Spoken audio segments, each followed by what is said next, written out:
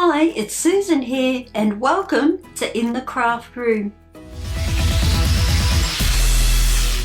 Today we've got our hands on issue 19 and we're going to be making Old Brown Appliqué character square.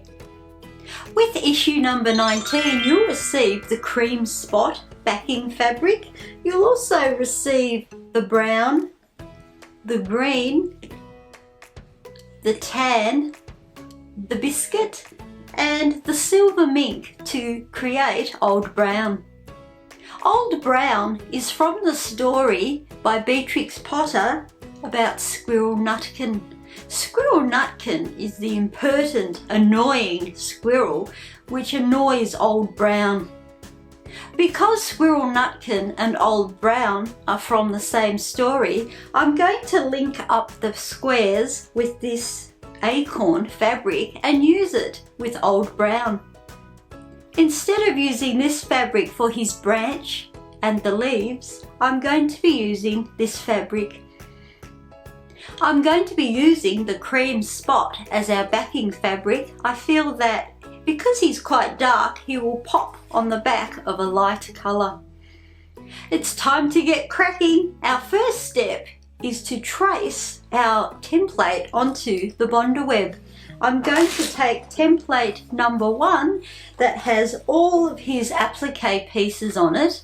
I'm also going to be using bondaweb leftovers from our previous applique squares. Shiny side up, I'm going to trace all of Old Brown's pieces onto the bondaweb. After I've traced them, I'm going to number them. A lot of tracing to do. Let's get going.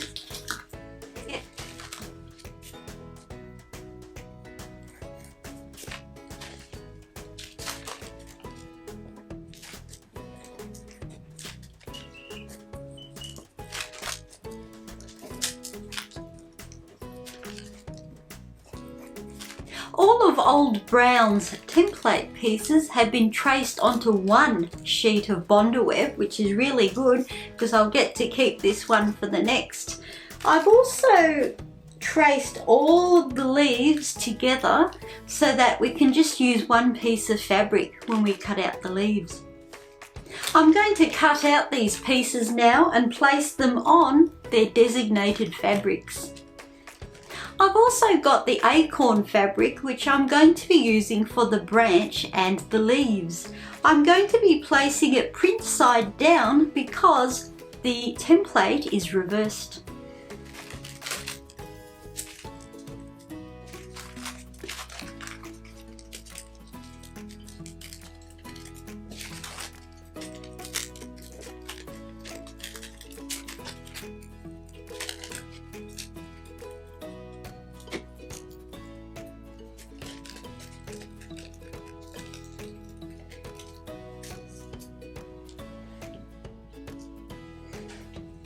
So I've cut out all of the bondaweb template pieces and I've placed them on their designated fabrics.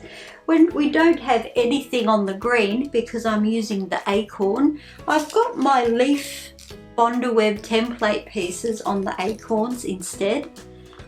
I've got piece number 7 and 8 on the brown.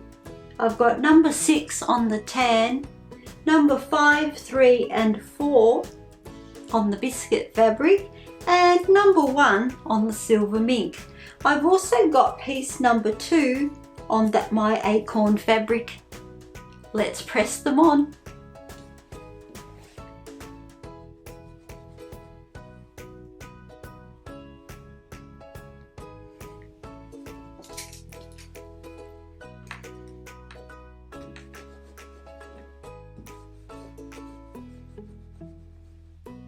All of our pieces have been pressed onto their fabrics and it's time to cut them out.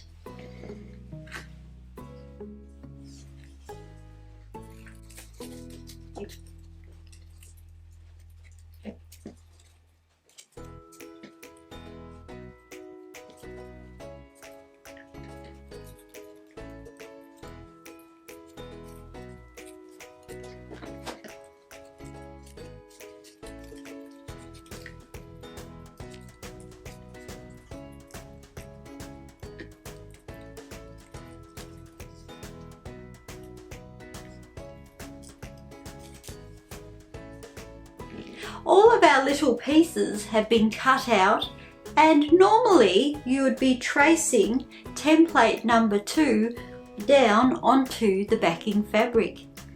But as you know, I don't do that. I like to look at the image and place it down by eye. Our next step is to place our pieces down onto our fabric before I press them on.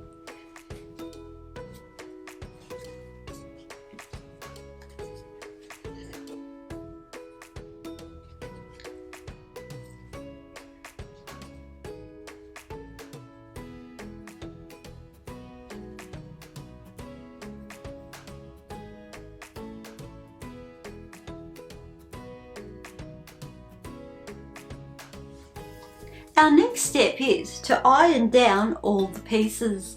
Don't forget to remove the backing of the bondaweb before giving it a press.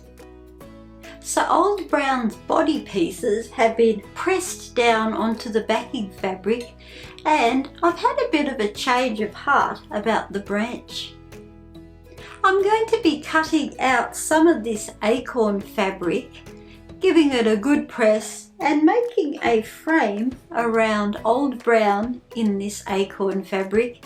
I'm going to be putting bondaweb on the back of it and pressing it around Old Brown. So I've cut out my frame that will go around Old Brown, and I've ironed on the bondaweb. I'm just going to give it a trim before I press it around Old Brown.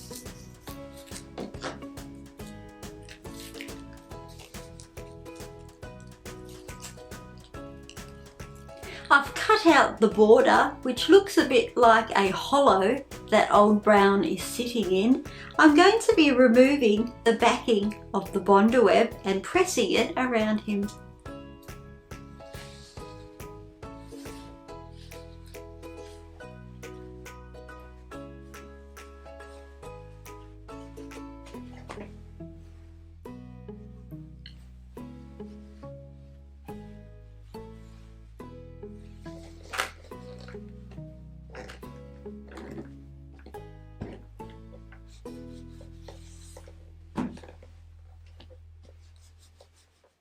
So here we have Old Brown.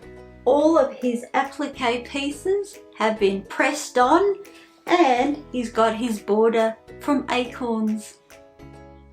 In the guide, there's an illustration of the finished Old Brown, and he's got the stitched eyes and the stitched beak and the stitched claws. I'm going to be extending that now by using this yellow fabric, and instead of embroidery, I'm going to cut out those pieces using bondaweb as well while we're doing the applique. I'm going to use the finished template, template 2, to trace out his eyes, his beak and his claws. They've been penciled in so you know where to embroider, but I'm going to be using them for the bondaweb. I've traced out his eyes, beak and claws, and I'm going to, for the last step, press them onto my yellow fabric, cut them out and then place them onto Old Brown. I think he will look quite complete. So finally, here we have Old Brown. He's sitting inside his hollow, but he still looks like he's floating. I'm going to be now ironing on a few of the floral motifs as a bit of a branch.